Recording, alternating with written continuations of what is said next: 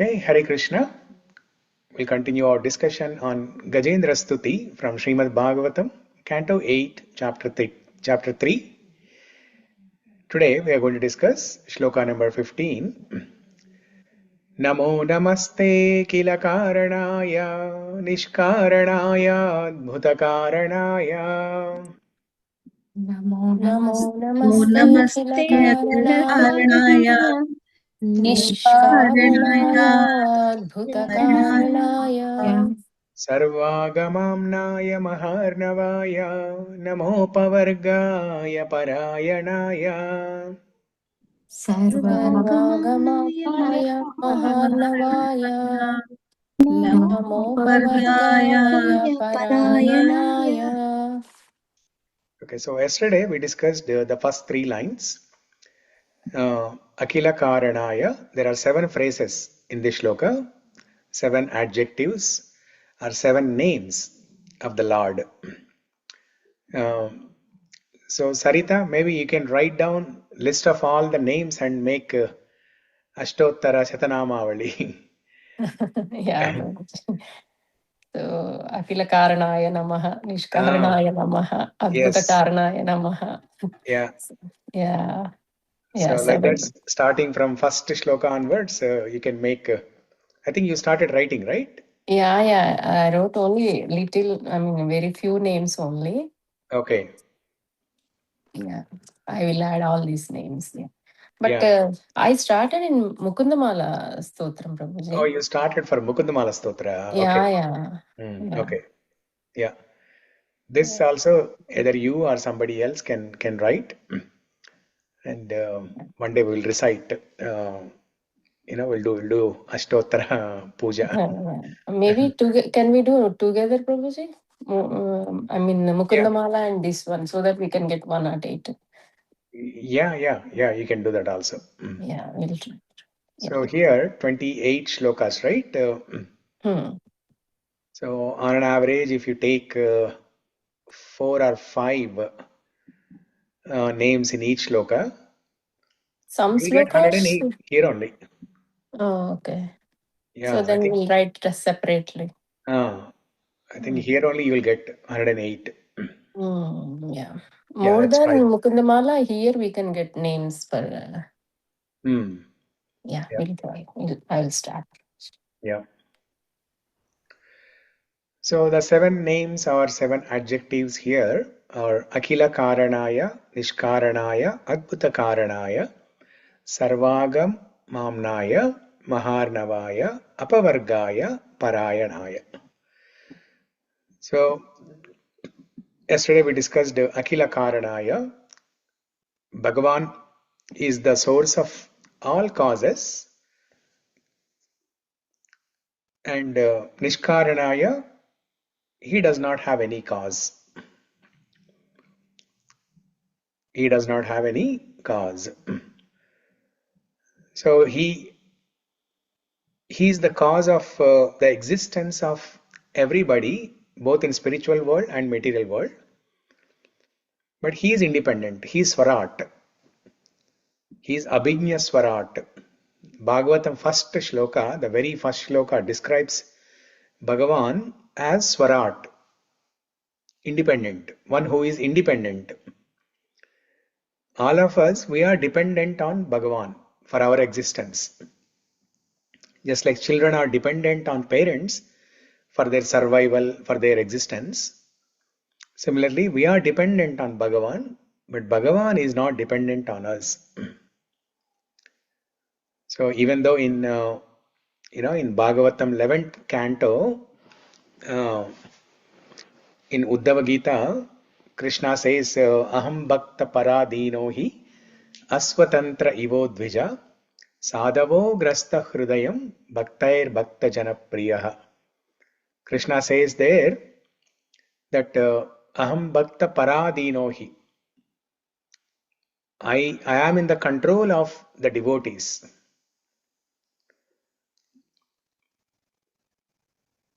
But he is Swarat. Swarat means he is not dependent. He is independent. But out of love and affection, Krishna is telling that I am I come in the control of devotees. I'm controlled by the love of devotees. Just like how Krishna was controlled by the love of Mother Yashoda.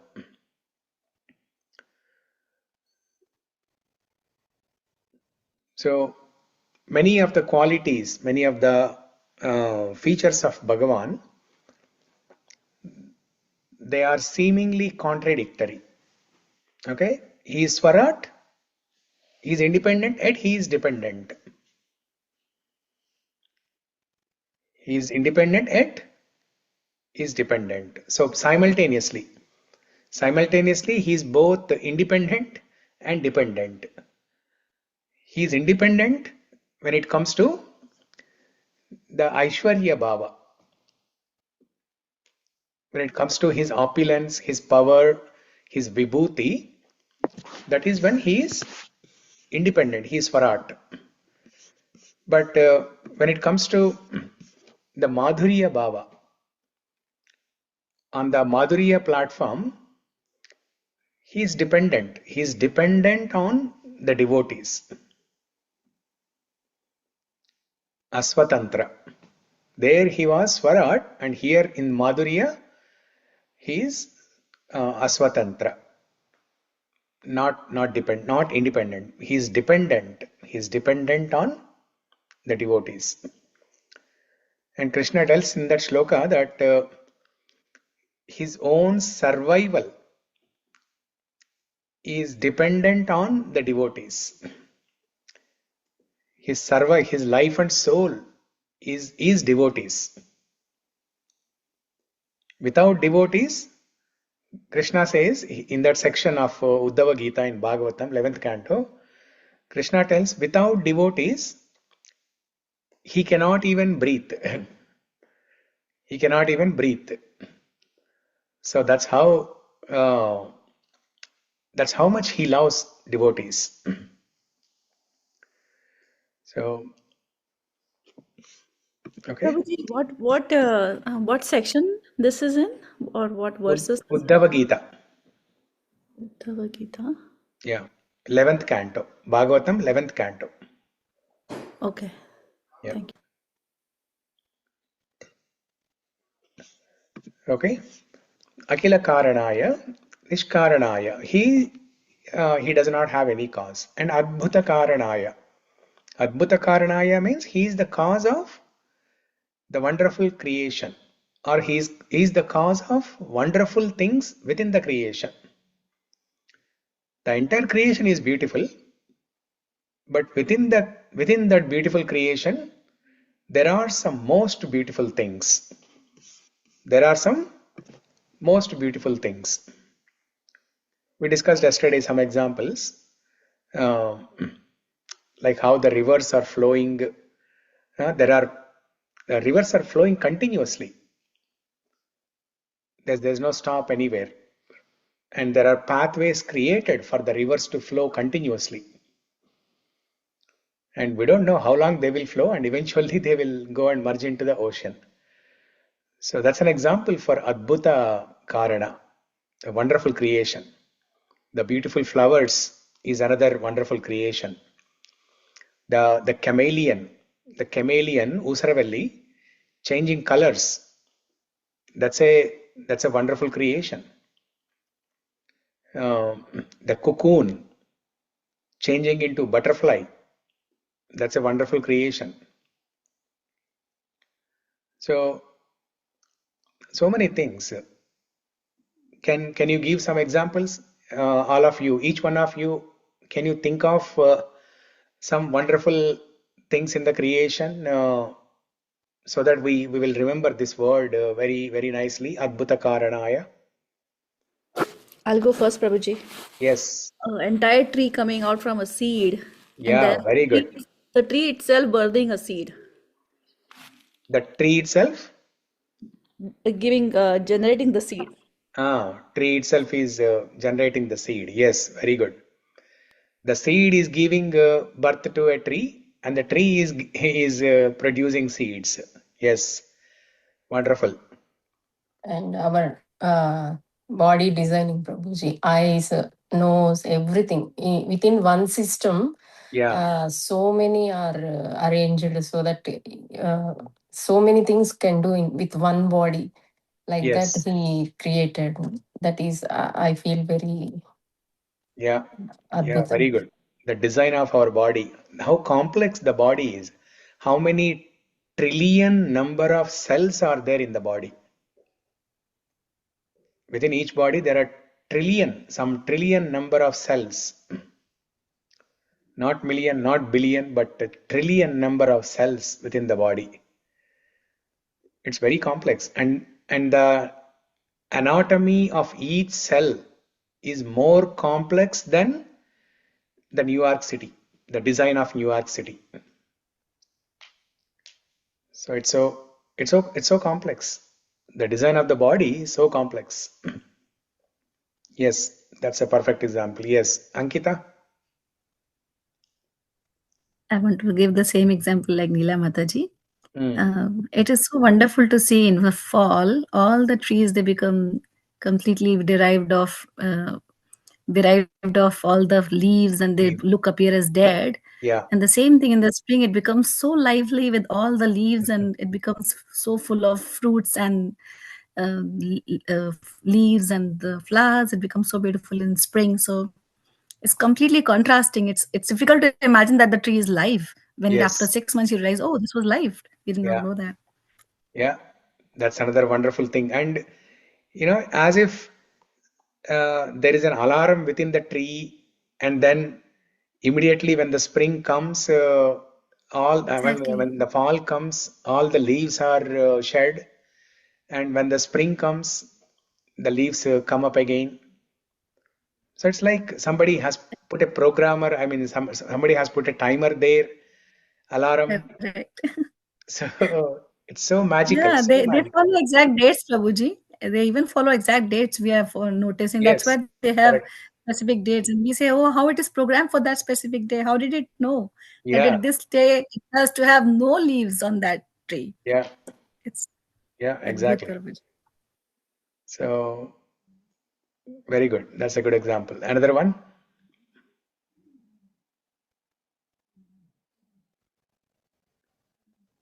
Vishali. Can you give an example for any wonderful thing in the world?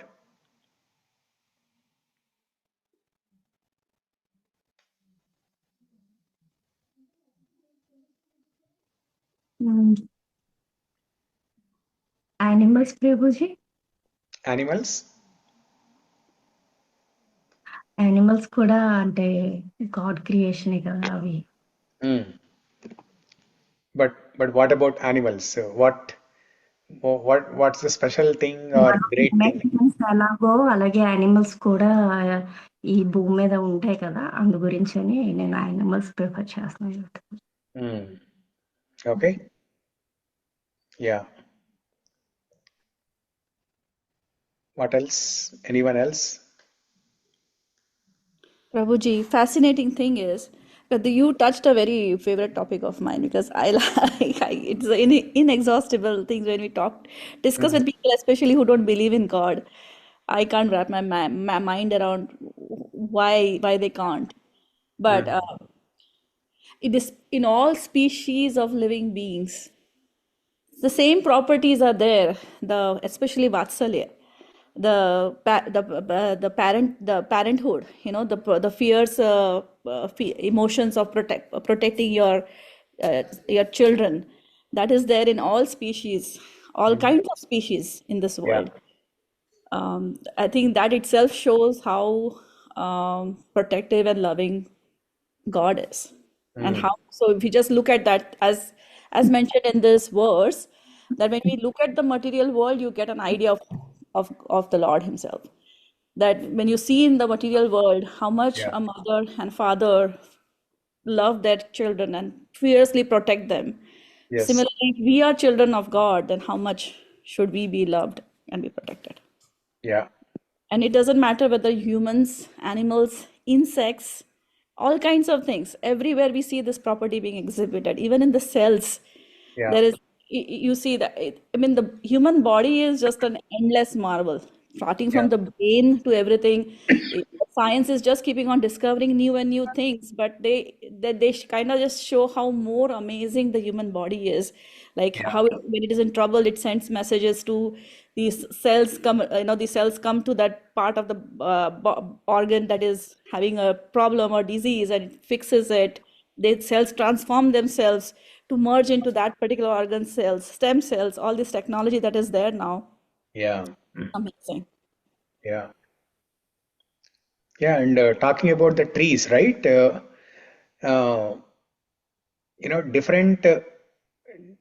different trees produce different flowers, and they have different fragrance, and they're all growing on the same earth molecules.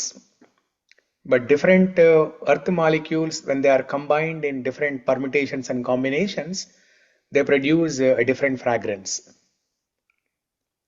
So the fragrance in the flowers is coming from the earth molecules.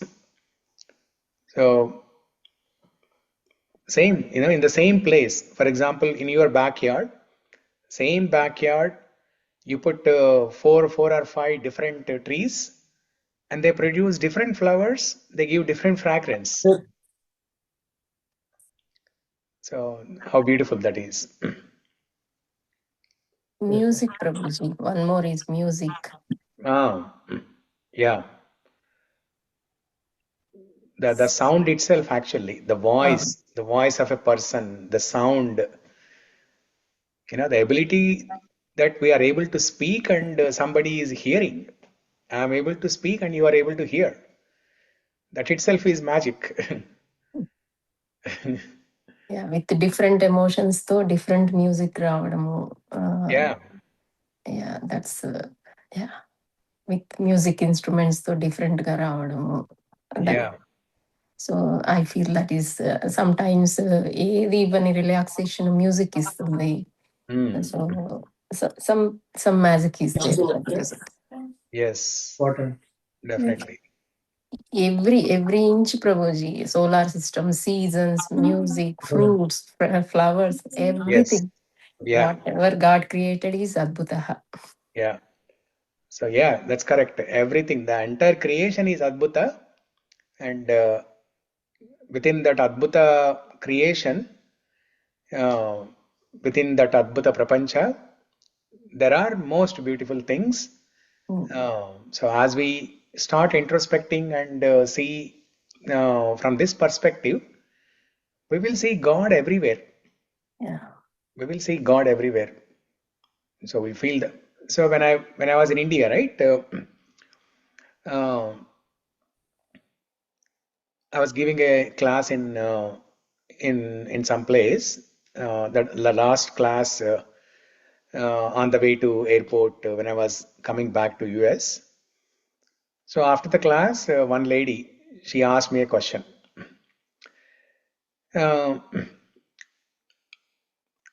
I know that, and she's a nice devotee. I know that Krishna is there, but how do we get? How do we believe that Krishna is there with us? What's the proof that Krishna is there with us? Hmm? So then I told the same thing to her, that when you start seeing Krishna's presence in everything, when you start appreciating the greatness, the sweetness in everything around you, you'll start seeing Krishna's presence in everything, and that itself is a proof. But Prabhuji, when we talk about the wonders in the nature and everything, people are quick to dismiss, oh, that is evolution. Because of evolution, these complex cell systems and everything formed. So I say, okay, so evolution had to start somewhere. It started with one cell, right? Who Yeah, created cell? Where did that cell come from? yeah, They don't have an answer for that. Like, it was there. It was always there. yeah, yeah. Who else? Shamala, can you think of anything? The most wonderful thing in the creation? Like as everybody said, the universe itself is very beautiful, probably. Like whatever the God created, Yeah. everything is very beautiful. The Yeah. creation itself is miracle if we talk. So some things like particularly we say, sorry to say this, Yeah. from the starting of this class, your background, that photo is so attractive, Prabhuji. My Wonderful. eyes as completely on that because I love peacock a lot, and Okay. peacock is the most beautiful in my terms. Oh, okay. Okay. Yeah. Yeah, and I just learned one thing recently, Prabhuji, like how the male, female, and the female peacock, how they will be together means they are not anywhere physically connected. They are like when the clouds come, when male, female, when tries to dance a lot with the happiness Mm. and the tears. When the tears fall down, the female want to take the tears. Mm. That's how their relationship is so pure. Wow. That's what I learned, and from that time I was like really wondering how this is happening, how beautiful the God's creation is. Oh, Like wow. I didn't amazed. know. I didn't know about this. I also very recently learned that thing somewhere in the story. Okay. Then I remember Chataka bird that we starting classes. Yeah, we discussed about Chataka bird. Yeah. I remember that project. Oh, Yeah. okay. Nice, nice. I think this is the most beautiful thing. Yes, yeah. Um, so yeah, that's very nice to know that about peacocks. Yeah. So yeah, there is a story why Krishna wears a peacock feather. We'll discuss that, sometime later. Fauzi, I wanted to ask that. Yeah, yeah, yeah. We'll discuss that sometime later. So, anyone else who have not spoken? Mahi, can you think of something that's wonderful in the creation? In nature, actually, nature is wonderful creation, in my Mm, words. yeah, but Uh, everything, anything everything specific? is specific to the flower formation, how Mm, the flowers formation, yeah. and baby birth. Yeah. The birth of a baby itself is a very good example. The birth of a baby itself is a miracle. Yeah, Yeah. that's a Mahi can add food also, gulab jamun. Gulab jamun, yes. Food also very good. Yeah. Yes. See, when you look at uh, when you see the entire flow, the flow chart of how the food is prepared, right? Mm-hmm. There are grains. The same grains eventually, with one recipe you can make gulab jamun. With another recipe you can make something else. With another recipe you can make rice, some kind of rice. With some recipe you can make chapati, roti. uh, the same grains, rice, wheat, different dal, all those different grains, but they give different products. So that's also magic. Yeah. Yeah. We are feeling hungry, and then we are getting food for that. Yeah. That hierarchy and everything. Yeah. So he is like created. అసలు ఎంత brain కావాలి ప్రభుజీ అసలు ఇవన్నీ create చేయడం, వాటిని balance చేయడం, manage చేయడం. Yeah. And imagine elephant, since we are talking about Gajendra, elephant, and we are also talking about food, right? How much food the elephant eats, and it's available, it's produced, somehow it's available in the nature. Tons of amount of food, tons of kilos of food the elephant eats, and it's available. There is no scarcity. So it's magic. When I went to Tirupati, after I took darshan and came out, there's a courtyard in the center, and then there were two or three huge elephants. They're used for carrying the Utsava Murtis in the Madavidi for Utsav, for some Utsavam. And after the Utsavam is over, then they keep the elephants there for some time in the courtyard so that devotees can see the elephants. And but there's a huge crowd right around, and if they let the elephant free, then the elephant can do anything, right? They're trained, they're well behaved, but they don't want to take a chance. So they tied the legs of all the elephants with chains, huge chains. Now, when I looked at that, I thought, to me, it looked like a crocodile caught the legs of the elephant. Yeah. So yeah, all different kinds of animals. They are eating different kinds of food, and everything is available. Everything is produced in the nature by the nature. And everything have a seed, Prabhu. Everything comes from the seed, and how plants grows. Yeah. Yeah. Yeah. Vijay, since we are talking about human physiology and multiple functions of body like eating and digestion, I also want to highlight about the sleep, which is a very adbhut thing. Like when we sleep, we don't know what is body going on, and then we don't. Sleep. When we get up, the body is so Yeah. different. Yeah. Yeah. Yeah. Sleep is another beautiful thing. And the way our body heals. Yeah. During the sleep, how our body, heals. Yeah. Yeah. Dreams. And we don't know if we are going to get up when we sleep, but body just gets up.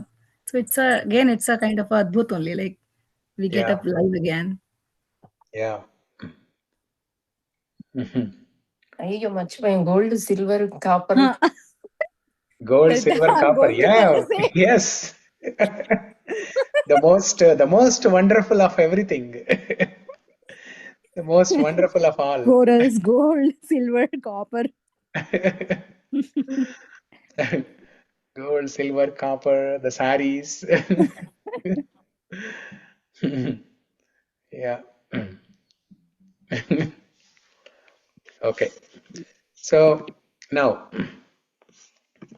moving on, Adbhuta-kāraṇāya, sarvāgamāmnāya. Sarva means all. Agama-amnāya. Agama is the Agama Shastra. That part of Vedic knowledge which has details about how to worship God. How to worship God. Agama Shastra. And Amnaya Shastra, it's philosophy. Amnaya is philosophy. Agama is practical. In Amnaya, you read philosophy saying that you have to worship God. You have to perform devotional service to God.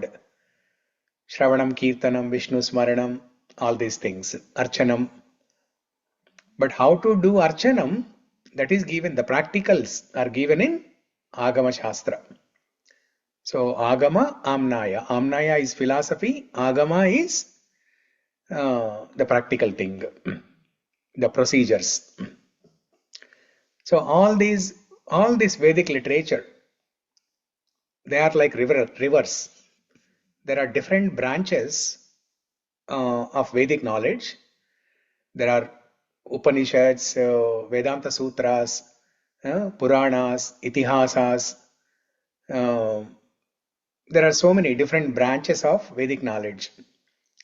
They are all like rivers. All these rivers of Vedic knowledge, finally they come and merge into the ocean.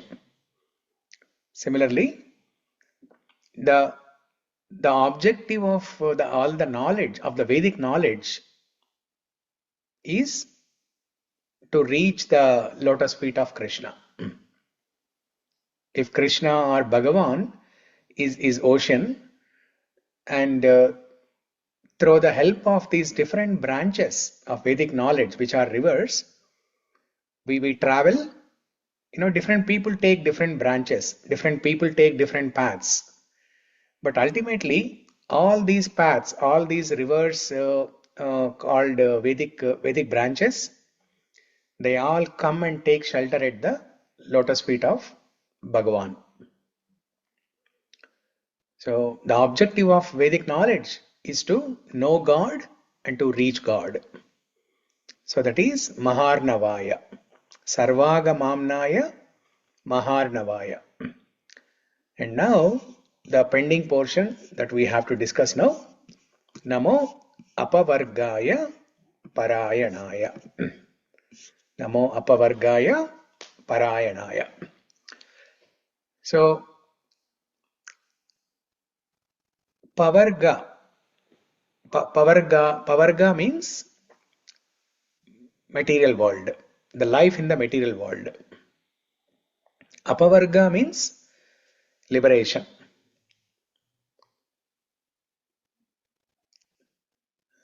So pavarga, apavarga. Pavarga is life in the material world or the suffering in the material world, and apavarga means freedom from that suffering, liberation.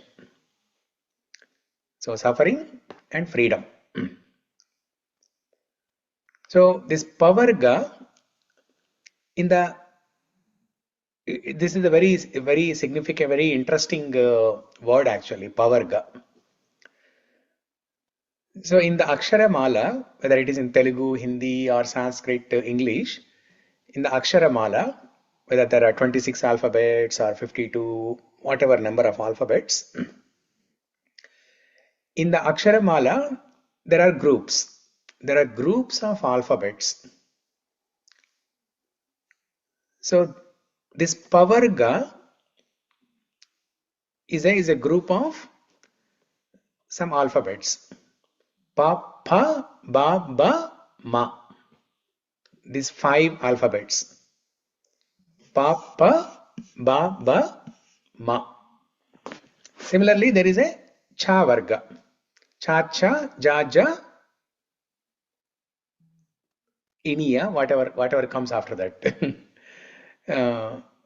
Similarly, there is ka varga. Ka, ka, ga, ga, and whatever comes after that. Nya. Yeah. Yeah. So, like that, these are different groups. Ka varga, cha varga, pa varga, ta varga, ta, ta, da, da, na. So what do these 5 alphabets in pa varga? Varga means group basically. It's a group. It's a group of alphabets. So what do these 5 alphabets in this pa varga represent? This entire pavarga can be used to describe our life in this material world. So what's the first alphabet? Pa. Pa stands for parishrama. Pa stands for parishrama. What is parishrama? Labor. Labor, yes. Hard work, hard labor. Okay? So, in this material world, every jiva is working very hard. The animals, insects, the trees, human beings, everybody is working so hard. Talking about the trees, they are standing in the cold summer, rain or shine or super hot temperatures, extreme cold temperatures. They are struggling for survival, and especially human beings. We are working so hard just to get a little enjoyment, just to get little happiness. The vacations are a classic example for this. When you go on a vacation, the amount of happiness that you get is not in proportion to the amount of hard work that you put in. How much hard work goes in planning and executing the vacation? You will plan few months in advance. You will research what are the different places to go, and finally you will select one, and then you will research again about that particular place, what to do in that place, what to see, and then you will book tickets, and again booking tickets also, that's another research. When I'm getting deals, when I'm getting cheaper tickets, which website is providing cheaper tickets, that also you will talk to 10 people. And then after tickets are booked, then you have to make a lot of arrangements in the destination. You have to book accommodation. You have to plan for food. You have to pack so many things, and you have to any pending tasks are there, you have to clear up, and you have to you have to tell your friends to keep an eye on your home while you're away. And after you go to that destination, you will rent a car, and then you will work hard, you will drive by yourself. So, and it's an unknown place. You have to do some experiments to go here and there and see what is available where. You have to struggle for food. There is a jet lag, and in some places you will get some good food, some places you don't get good food. So many things are there, so many difficulties are there. All of this is just to get little happiness. When you are in the destination, you will get some happiness there. So, and then the travel itself, the 4 hours, 5 hours sitting in the flight, the travel itself is horrible. Waiting in long queues everywhere, long queues in the airport, long queues in the destination, Disney World, long queues everywhere. So all of this is just to get little happiness. So this is parishrama, hard labor. Hard labor. The donkeys. Donkeys is another classic example. Donkeys, what do the owner of the donkey do? He will hang little pieces of grass in front of the face of the donkey, and then the owner starts putting heavy loads on the donkey, making the donkey walk so many miles every day, carrying that heavy load, and looking at the grass in front of her. The donkey thinks that, okay, so if I satisfy this owner by carrying this heavy load throughout the day, at the end of the day, he will feed me with this grass. But little does the donkey know that the grass is freely available everywhere. It's not the just grass, the small pieces of grass that are hanging in front of her face, but the grass is available freely everywhere. And the donkey does not even have to carry heavy loads of work like that, and only at the end of the day get some grass. No. So it is conditioned. The donkey is conditioned by the owner. And the donkey starts thinking that only if I work so hard, then I will get little piece of food. And another example, I think the same donkey or another animal, where I think camel actually. Camel in the desert, what does it do is, in the desert there are these plants, right? Cactus, is that what you call? Cactus, right? Yeah, cactus. So cactus has thorns.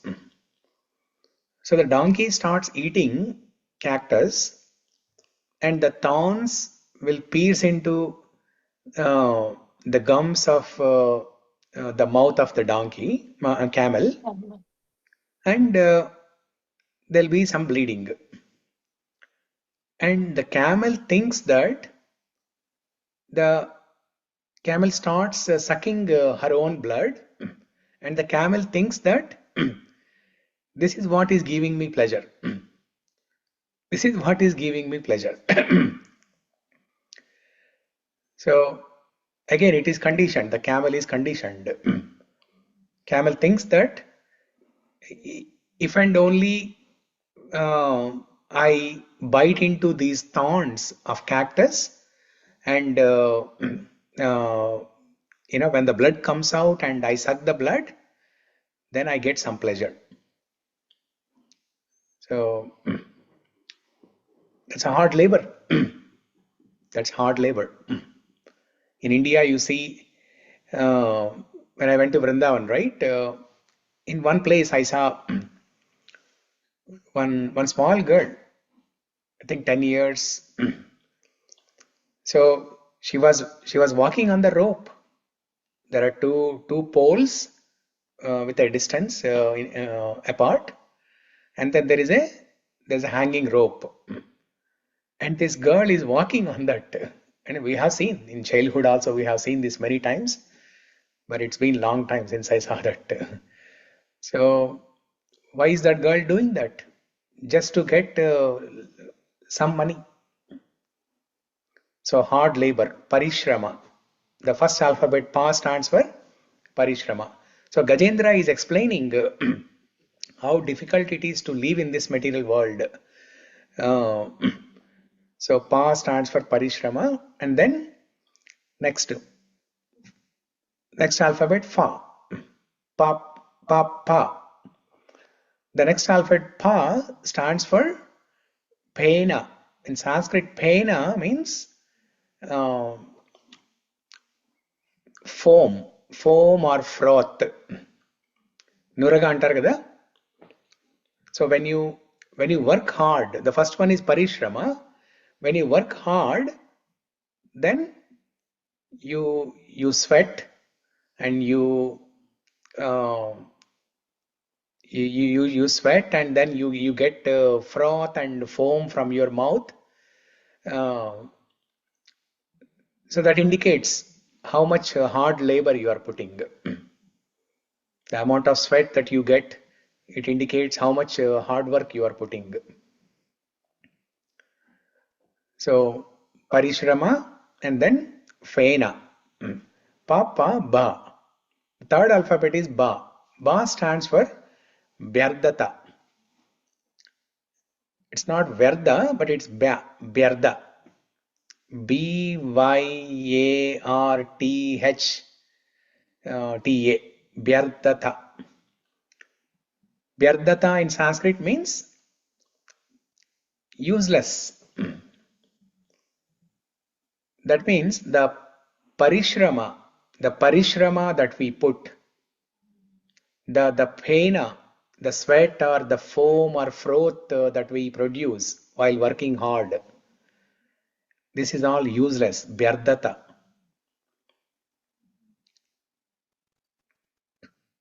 Because going back to the donkey example, right? The donkey thinks that only if I carry these heavy loads throughout the day, I will get this grass. But that's not true. The grass is available freely anywhere. So whatever the donkey was doing throughout the day, it's useless.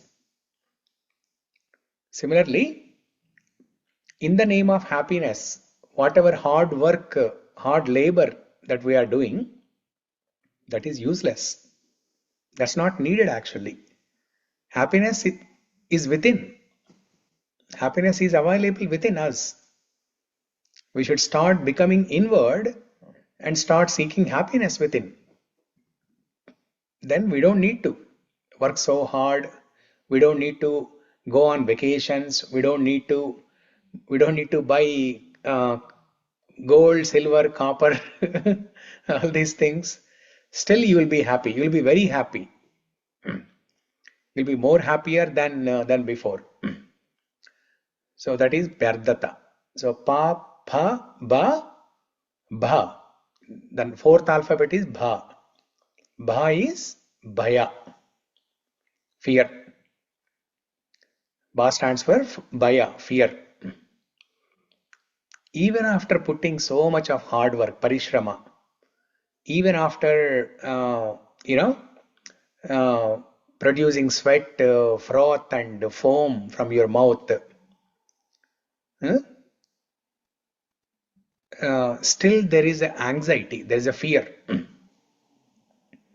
There is a fear. There is a fear of competition, fear of job loss, fear of visas, fear of losing property, fear of losing a relation, fear of losing a friend. So many different types of fears. So bhaya, our worries, our anxieties, these are all fears. These are all bhaya. So pa, pa, ba, bha, and then finally ma. Ma stands for mrityu. Mrityu, death. Eventually, everybody has to face death. So all this hard work, parishrama, the fena, is all useless, vyardhata. It is only giving us bhaya. Every moment we are fearful. Every moment we have anxiety. We are never living in the present moment. Either we are worrying about what has happened in the past, or we are having anxiety about the future. So we are never living in the present moment. We are not enjoying the present moment. Either we have regret or lamentation for what happened in the past, or we have anxiety of what's going to happen in the future. So constant fear, bhaya.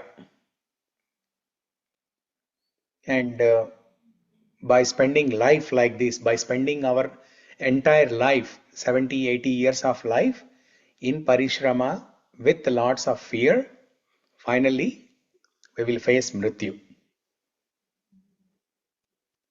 So the entire life is wasted. So now Gajendra, he is telling that I have also done lot of hard work, labor. 1,000 years he has he has fought with crocodile. And even before that, he did so much of hard work, hard labor to get to the Trikuta Parvat in an attempt to enjoy with the family there.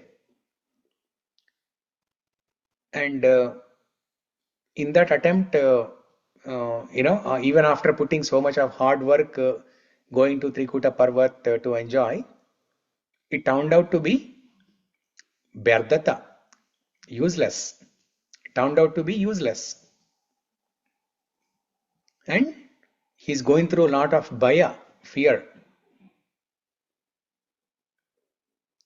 So all these 5 things that we discussed, everything happened in Gajendra's case.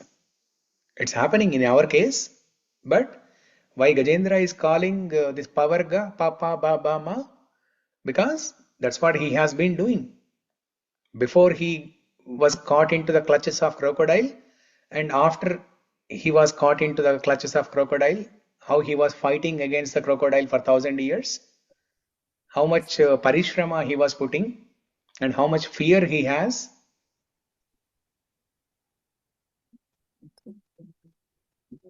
And at some point he was fearful that he was going to die in the clutches of crocodile, mrityu. So he has witnessed papa, baba, ma in that lake. And we are constantly experiencing this papa, baba, ma in every walk of our life. So the the only rescue from this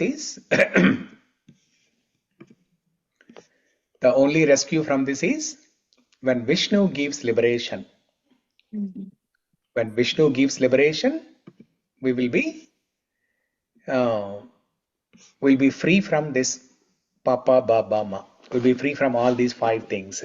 No more parishrama, no more pena, no more bhaya, no more vyardhata, and no more mrityu. So this is also God's creation, no, Prabhuji. Like, see, till now I was thinking Papa Baba Ma is in Akshar Malika. So much deep meaning is there. Yeah. Yeah, this is also God's creation.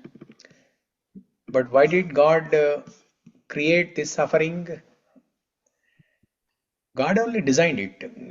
God only designed the material world to be a place of suffering. He stamped it, he labeled it as Dukkhalayam and Ashashvatam. Otherwise, if God creates this material world as a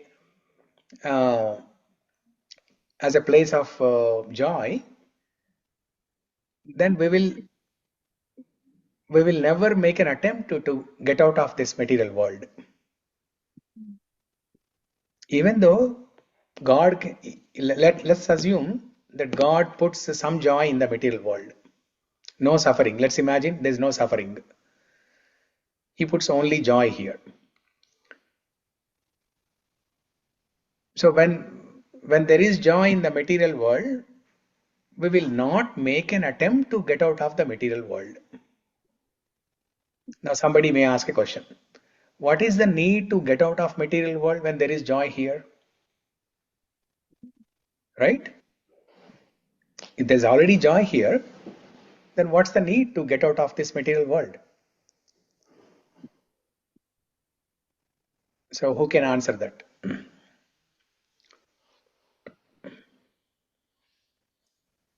Now, did you understand what I'm asking? So instead of suffering in the material world, let's say God puts joy. So will there be a need to get out of the material world in that case?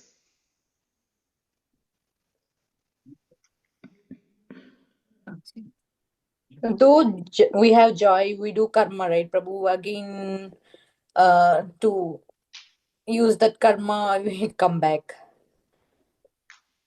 We Yeah, don't know even if what. you come back, there is joy only. But everything will come to end, right? Even joy will come to end as the rule of this Prakriti is that everything has to come to an end. So Okay. that will be a materialistic joy, even if it is there. Okay. So let's But say. if joy is that, So let's but say. if that joy is a bhakti, Not really. Let's say God is not ending anything. He's not ending. There's no destruction. There's no end. There's only joy. Still, It's not possible, Prabhu, first of all. yeah, Only it's not joy cannot possible. be. It's not possible. But let's say, hypothetically, let's imagine instead of suffering, God has given joy in the material world. Is there any need to get out of the material world?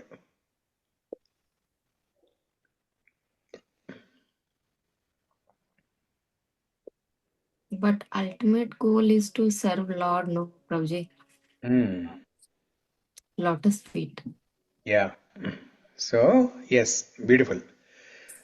So, that's what I was saying. If that joy is related to bhakti in this world, then it is it's fine. Then it is a joy. Otherwise, it's yeah, a materialistic joy. That's what I was saying. yeah. So even though we, if let's say God gives only joy in the material world, no suffering, still that joy is nothing as compared to the joy or bliss that we experience in spiritual world. And how will we experience that bliss? How will we get that bliss? That is by serving the lotus feet of the Lord. So compared to that bliss, that joy, this joy in the material world is nothing.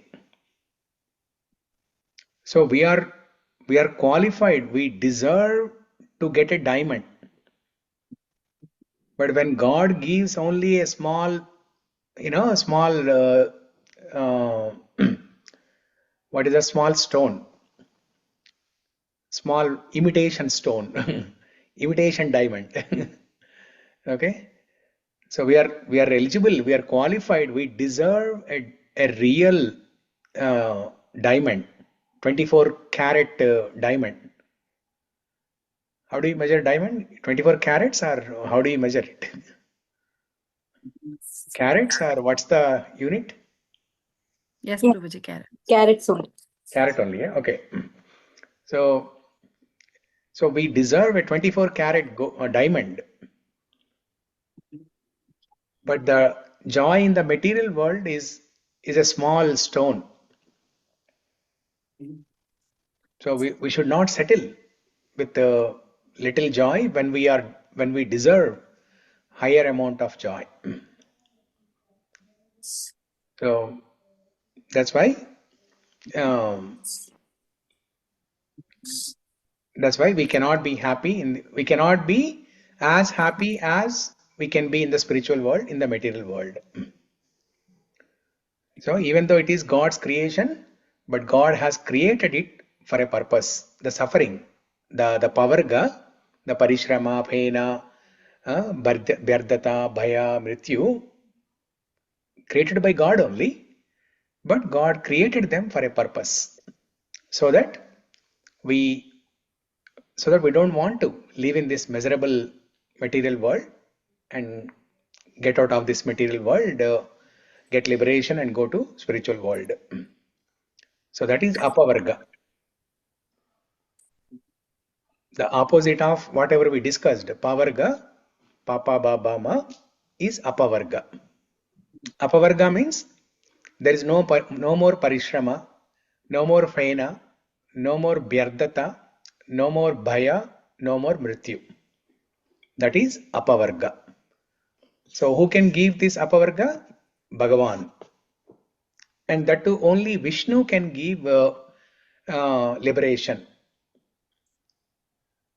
See, there are two groups, right?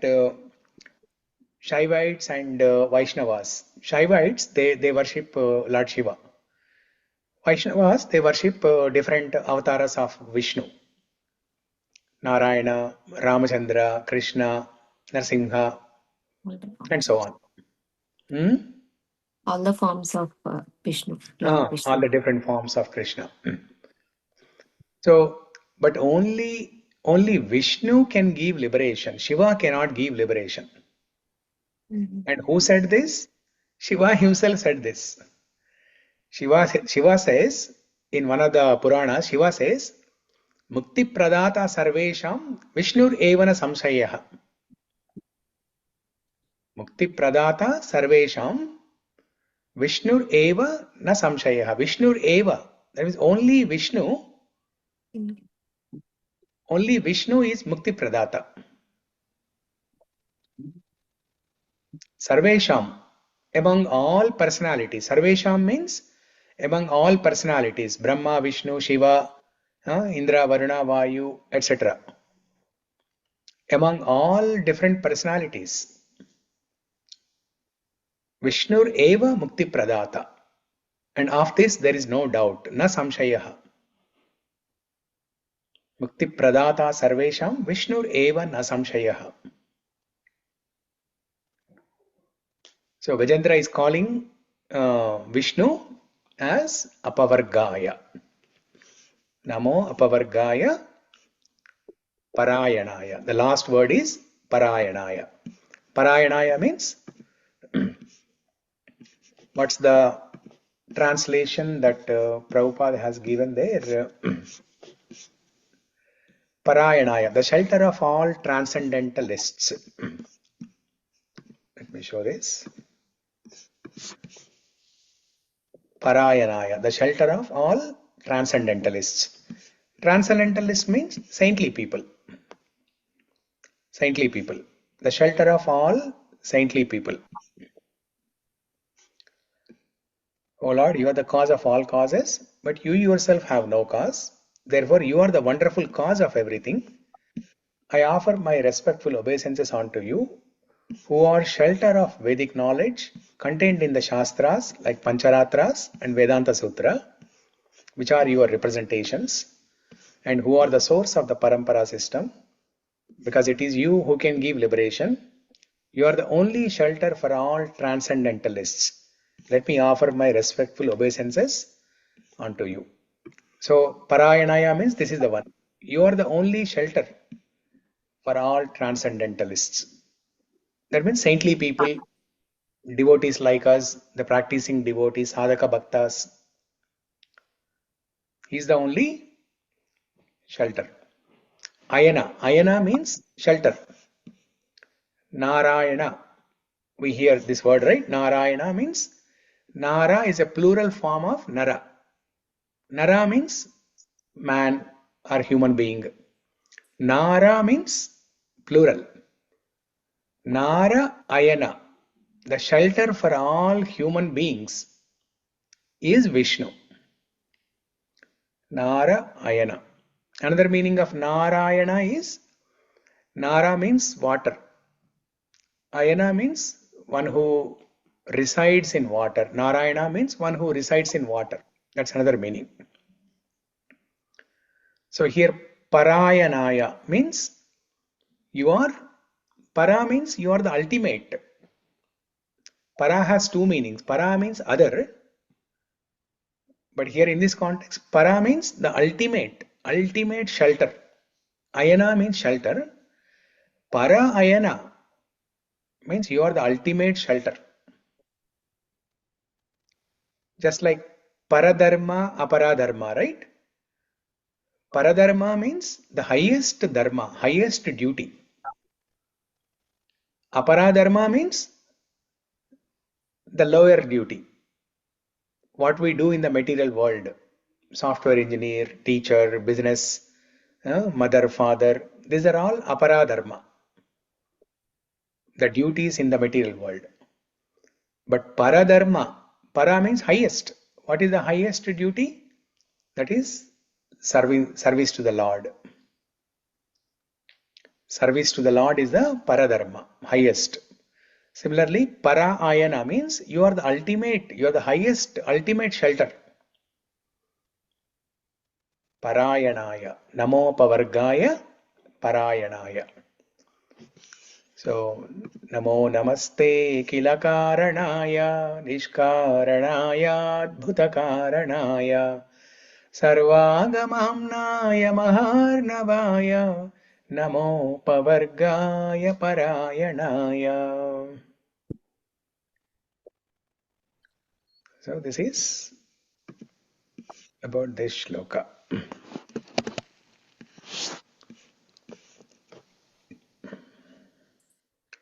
So Gajendra, whatever Gajendra has mentioned in this shloka,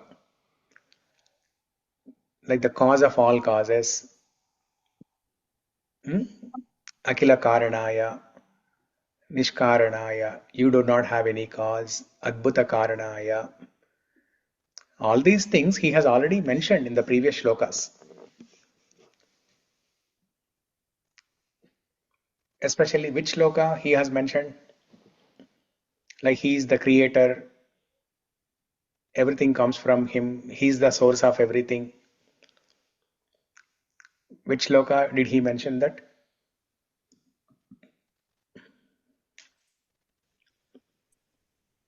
Sarvendriya Gunadrashti. Hmm? Sarvendriya Gunadrashti. No.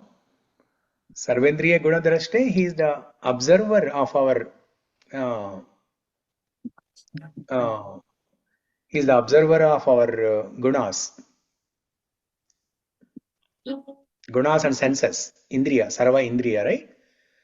He is the observer of our senses, what we are doing with our senses. Moola prakrite namah. Yes, very good.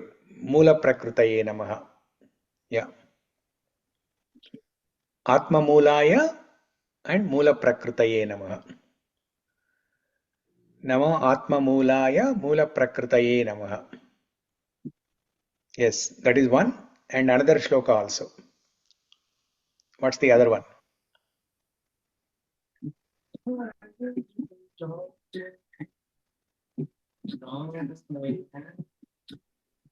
Purushaya Adibijaya Pareshaya. Correct. Purushaya Adi Bijaya. Yes, very good. Pareshaya. Pareshaya is a controller, but Purushaya. Adi Bijaya. Adi Bijaya means he is the seed giving father. Seed giving father means from him everything comes. That is same as khila-kāraṇāya. It's a different word, but the meaning is same. Adi Bijaya, khila-kāraṇāya, same meaning. Then 11 also. There's one more shloka. Satven pratilabhyaya naishkarmaniyan vipaschita. Namah Satvena kaivalyanataya. pratilabhyaya niṣkārmena vipaschita. No, not that one. Kaivalyanataya nirvana sukha samvide. Kaivalyanāthāya nirvana sukha samvide is similar to, yes, very good. Is similar to the last line, pavargāya. Yeah. Yes, very good. Kaivalyanāthāya means one who gives kaivalyam. One who gives moksham, mukti. That is same as pavargāya. Very good. What else? And there is another shloka.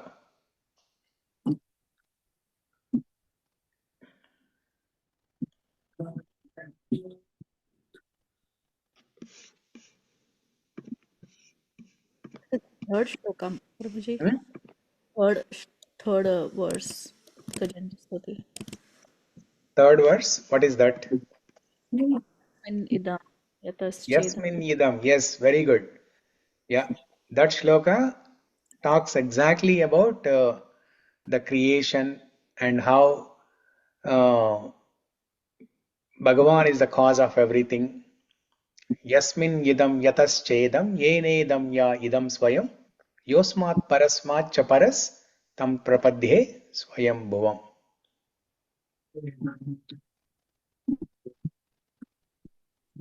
God creates everything. He enters into everything in order to maintain everything.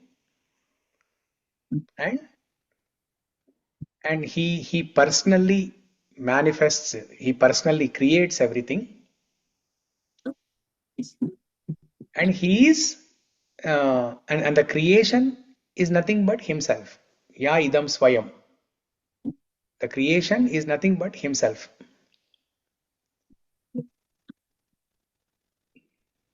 Yes, that's one. Is there any other verse?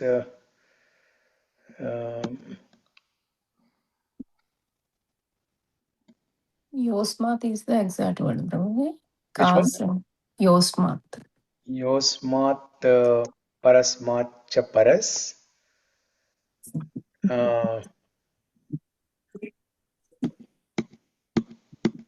Cause and effect. Oh, in that Yasmin idam shloka, right? Yes, Yes, correct. Yeah, yes. Yosmat parasmat cha paras is cause and effect. Yeah, cause and effect. Cause and effect within the creation. That means any action and reaction. But the cause, khila-kāraṇāya, that is equivalent to yasmin idam yataschedam. Yeah. So, yeah, like that. So the point I'm trying to tell is, even though this is the same point that Gajendra has already mentioned, he is repeating that again and again. Why? To emphasize the point. In Sanskrit, there is a nyaya, there is a rule, or there is a nyaya that is called stuna nikana nyaya. Stuna nikana nyaya means, stuna means nail. If you want to put nail into the wall, what will you do? You take the nail, you put it onto the wall, take a hammer, gently tap onto the nail once, twice, thrice, 4 times, 5 times, and then as the nail is going into the wall, you'll start hitting hard. You'll start hitting hard, and then you stop. Initially, you will hit gently so that the nail is going straight into the wall. And as you get a confirmation that the nail is going straight into the wall, and to fix it properly and permanently into the wall, you hit hard. 3-4 times in the end, you hit hard. So this is called stuna nikana nyaya. To reinforce or emphasize one point, you repeatedly say the same point again and again. That's what Gajendra is saying. So that we will remember at least once. If Gajendra is telling this 10 times, we will remember at least once. First time, if we don't understand, second time we will understand. If not second time, third time we will understand. If not third time, 10th time we will understand. Like that.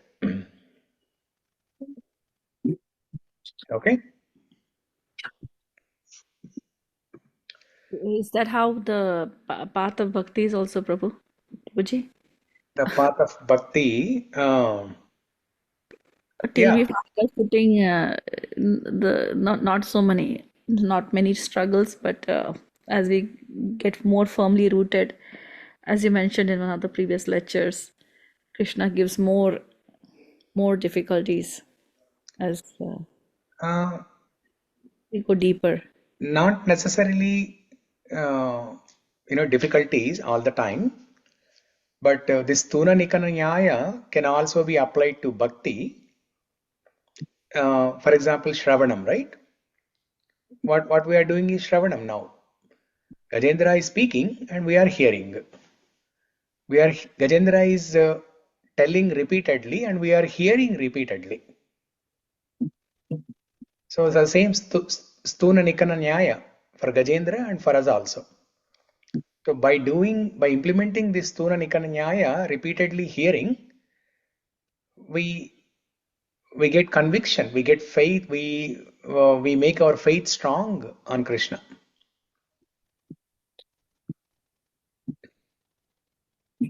Chanting for example, the same Hare Krishna Maha Mantra, we keep chanting again and again, right? 16 rounds every day, same Hare Krishna Maha Mantra, 108 times in each round.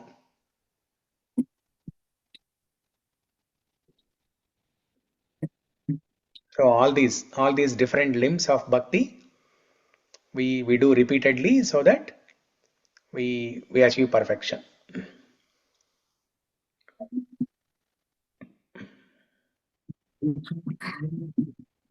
Okay, so it's 10:15. I think we'll pause here. Mangalam Kosalendraya Mahaniya Gunatmane Chakravarti Tanujaya Sarvabhaumaya Mangalam. Granthara Śrīmad Bhāgavatam ki jai. Shri Gajendra Stuti ki jai. Srila Prabhupada ki jai. Narayana Kila Guru Bhagavan Namaste. Okay. Thank you everyone for joining. Hare Krishna. Hare Krishna. We'll continue tomorrow. Hare Krishna. Hare Krishna. Hare Krishna.